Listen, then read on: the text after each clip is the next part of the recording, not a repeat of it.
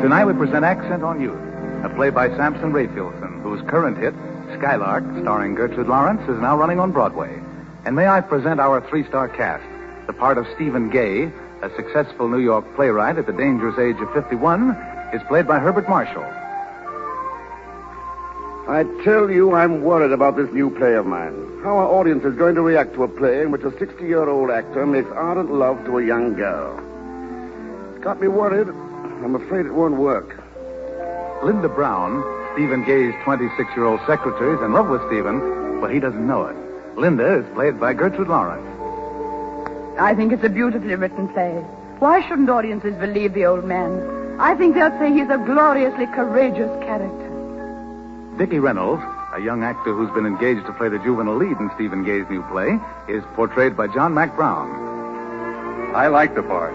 After all, the public accepts me as romantic. That's just the kind of a part this is. And now in the role of stage manager, I call for lights. Music.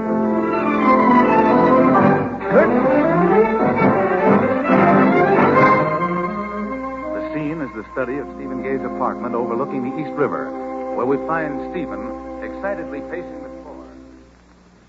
It's no use, Linda. I'm not going to let Benham produce the play. I'm going away and forget it. My dear girl, you're discharged. With my compliments, my gratitude, my affection.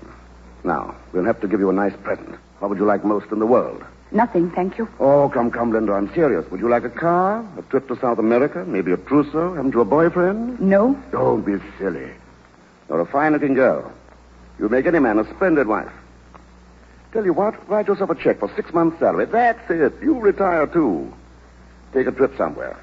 Take your mother along. I haven't got a mother. Oh, of course, I forgot. I'm sorry. Well, take a girlfriend along. 2 nice young girls. Honolulu, ukuleles, Yellowstone Park, cowboys and Indians. See America first. Or maybe Havana. It's romantic. Will you sign this check now, please, Mr. Gay? Certainly. Say, what is this? $41.65? Today is the 4th day of the week. My salary is 60. 4 days make 40. And I paid $1.65 for that parcel post package yesterday. What's the matter, Linda? What have I done? Nothing's the matter. You're angry. No, I'm accurate. You've discharged me, haven't you? Well, Yes or no? Why, yes. I finished your letters, your notes, your telephone calls. You'll find everything filed away. All your manuscripts in order, all the bills for the month are paid. The pencils are sharpened, the typewriter covered, the desk is shut. My working day is over. You owe me $41.65. My dear child. Here's the check. Will you sign it, please? Well, I suppose if you... Thank you. Now we're through, aren't we? It looks that way. You're no longer my employer. No. And I'm no longer your secretary. Right. We're 2 human beings together. Yes, Linda. A man and a woman. A man and a woman. Well, before I say goodbye, I want you to know that I love you. What? I want you to know that the 3 years and the 2 months I've spent with you have been the most wonderful, painful, happiest years I've ever had or hope to have. Linda. You've hardly known I was on Earth, but you've given me more than you would have given your wife or any other woman or your friends or your audience. I've had you when you were alone. You've spoiled every man I know for me. You did that the first month. I don't think I'll ever forget a single look of your face, a single word you said. You've done a terrible thing to me. You've opened my heart and my eyes, and you've never touched me. Why, you poor child. It hurt. Every bit of it hurt. It was so beautiful. And if you think I can walk out of this house quietly, that you can smile me away with money and a few new dresses, if you think I can walk out of here without wanting to kill you, without wanting to cut my initials into every day you're going to live, you're crazy. Goodbye, and try to forget me. Hey, Linda, wait. Let me look at you, you strange creature, you lovely creature. Don't go away.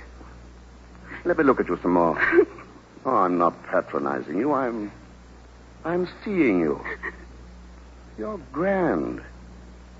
Oh, if I were only 35 or 40 instead of 51.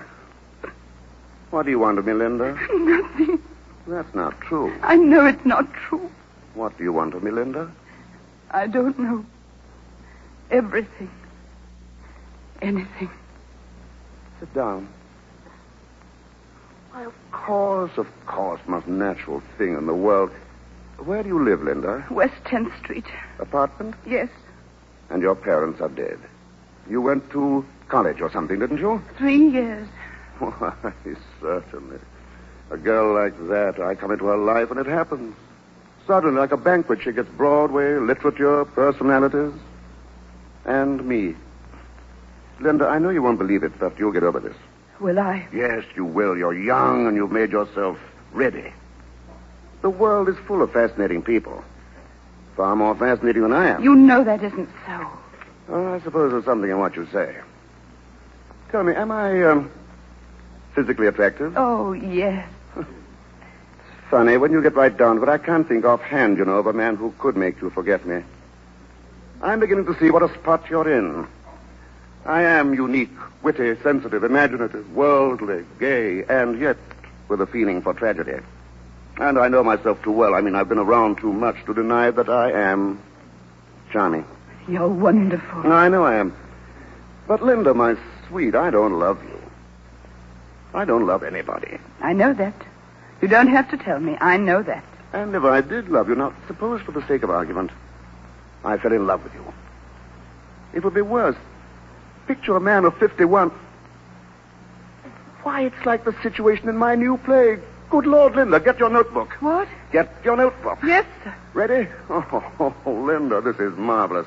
How can I ever repay you? Repay me for what? Do you realize what you've done for me? Angel, you've saved my play. Get this. It's a cinch, Linda. Oh, why didn't I think of it before? She makes love to him. Get it? Beautifully simple. She makes love to him. It whitewashes the old boy completely, doesn't it? Yes, I suppose it does. God bless you, Linda. Happy? Why not? I'm in love with the play all over again, aren't you? I always was. Linda, do you know, you're a very beautiful girl.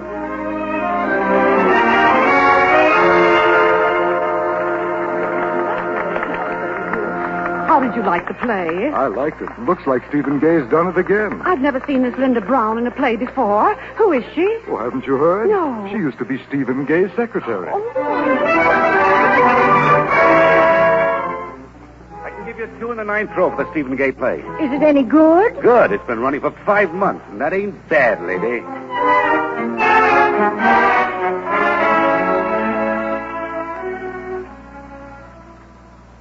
I have all the faith in the world in you, Linda.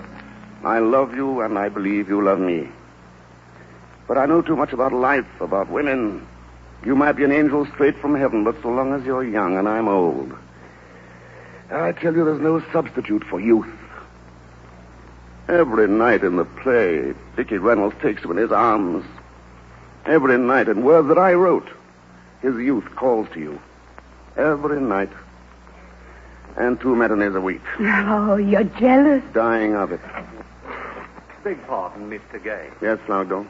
Mr. Richard Reynolds to see you, sir. Do you want to see him or do you want to run along, Linda? Of course I want to see him. Sir Reynolds. Hello, Mr. Gay. Hello, Linda. How are you? Hello, Dickie. Sit down. Thanks. Excuse me, Mr. Gay. Mr. Benham on the phone. I'll take it in the other room. Excuse me, Dickie. Be right back, Linda. Entertain Dickie like a nice girl. Linda, I've got to talk to you. Dickie, what's the matter with you? You. I'm quitting the show on account of you. Don't look at me like that.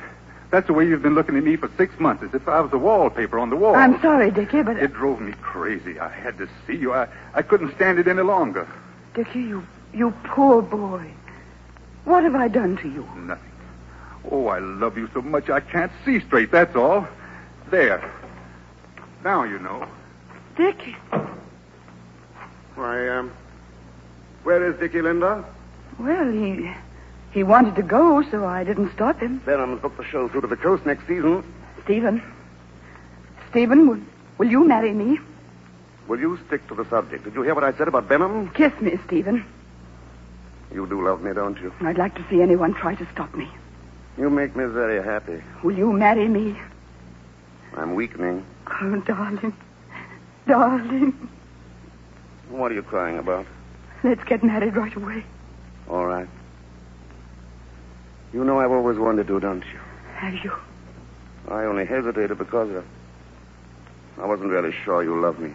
But now you are, aren't you? Somehow I am. Let's go up to Greenwich tomorrow morning. Done. It's a date.